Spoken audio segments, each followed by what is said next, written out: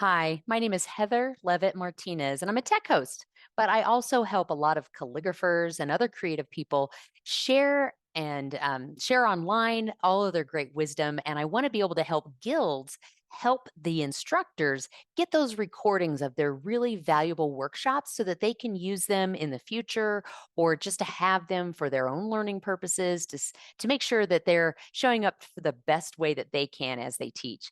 So here I am. I'd like to talk to you, the guild or workshop chairs, maybe even other tech hosts that want to be able to share a recording after a presentation. So if you have a Zoom recording and you want to be able to share that to the presenter, there's a couple of different ways to do that.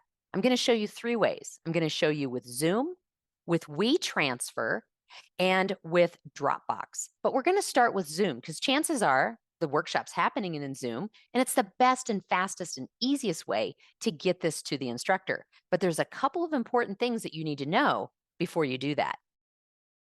So the first thing that I'd like you to do is to go to zoom.us, and you're going to click My Account. That's in the upper right-hand corner. Then it's going to take you in. You probably have to log in if you're not already. And you're going to go to your recordings. It's over here on the left-hand corner. If for some reason that's not showing up, just make your window bigger. When you get to recordings, then you're going to go to the recording that you want to share with the instructor. Now, once you do that, you have a couple of different options. Hopefully, you have your settings set up so that you have speaker view.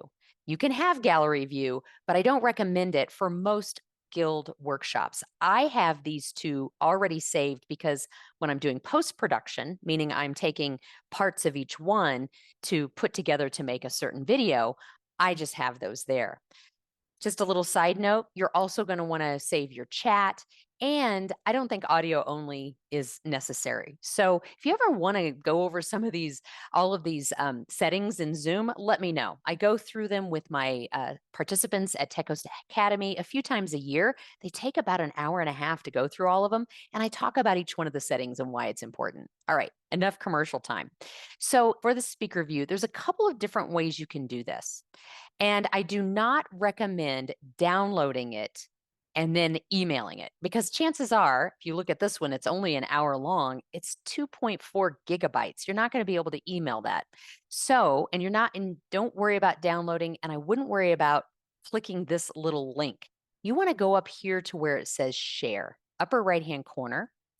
And here's where things get really important. Now, go down here to share settings. And now there's a couple of settings here. If you are sharing this from Zoom with all of the participants, you're going to want to make sure you have viewers can download unchecked. You don't want anyone to be able to download this. You are literally breaking an intellectual property law by letting other people download it other than the instructor. So see chat, that's fine. I take away the passcode. I don't put passcodes in. If you've given them a link, they also have the passcode because you've given them that too, or you forgot. So just go ahead and keep that unchecked.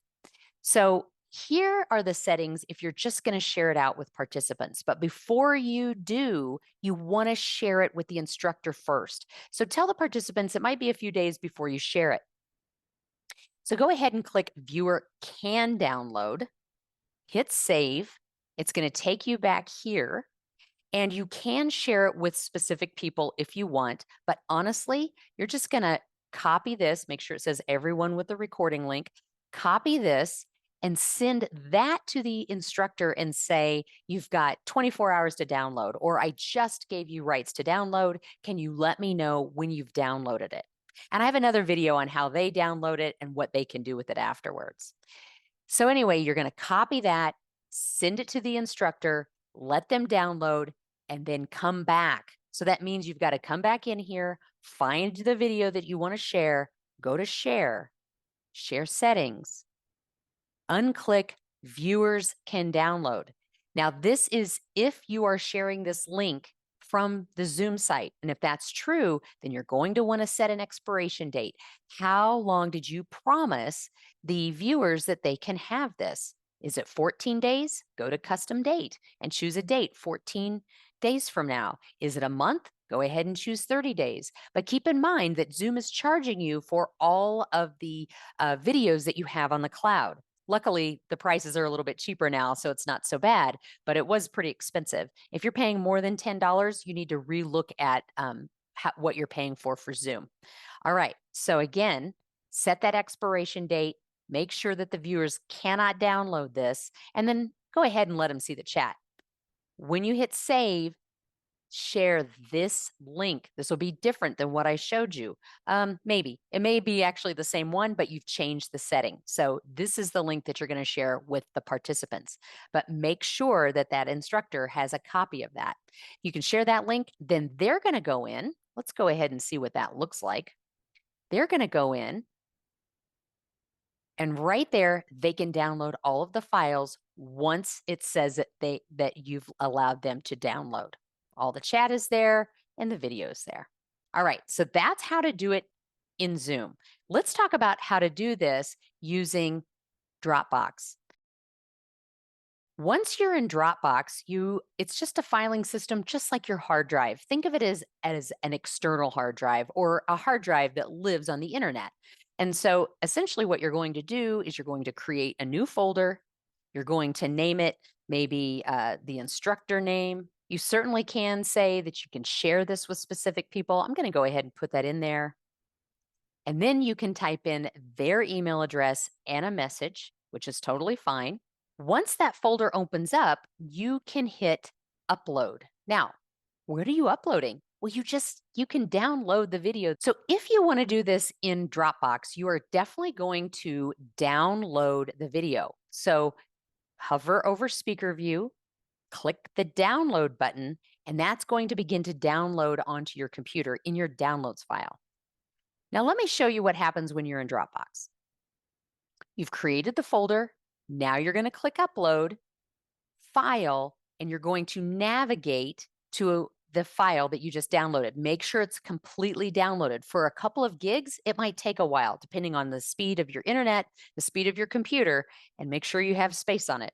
You're going to upload that video. Let me just upload another one, just a file. It doesn't have to be a big file. So that's going to take a few minutes. Okay, so once the file is uploaded, you are welcome to hover over it, hit copy link. It'll get the link. You can copy that, paste that into an email to the instructor, and they'll be able to download it. And then they'll receive an email that allows them to do that. So let's talk about the third way that you can send a file to the instructor. Now, this is a way where you've already downloaded the video. You can upload the file to what's called WeTransfer. And once you do that, say I want to upload a file. If it's a small enough file, it won't cost you anything. If it determines that that it's too big of a file, then it will ask you to pay for the service. Now, the service is maybe $10, $15 a month, which is not that bad considering if you had to put it on a DVD and then mail it to the instructor, it would probably cost more than that and more time. Plus, you'd have to have the right equipment. So what I'm going to do here is I'm just going to fill this out. You're going to put the recipient's email. So I'm going to pretend like it's going to go to me, but from another email. So the recipient's email is first, then your email. The title, it'll automatically put the file name in there, and then you can just type a message. And then I'm going to click transfer. It will say that it's sending me a confirmation. Just follow these cues.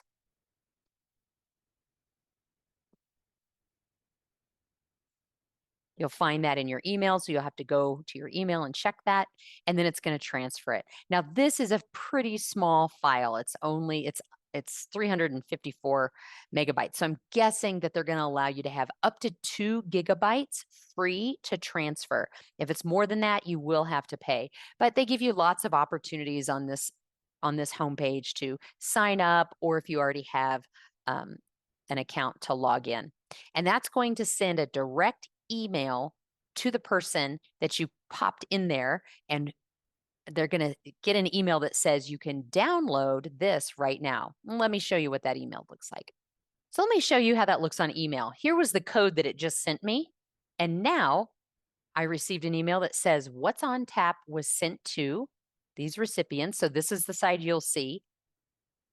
And then now, as the recipient, they'll see one that says your email, what the name of the file is, and any message you want to put here. And now they can click get your files. It'll take them to the website and they can download it from there.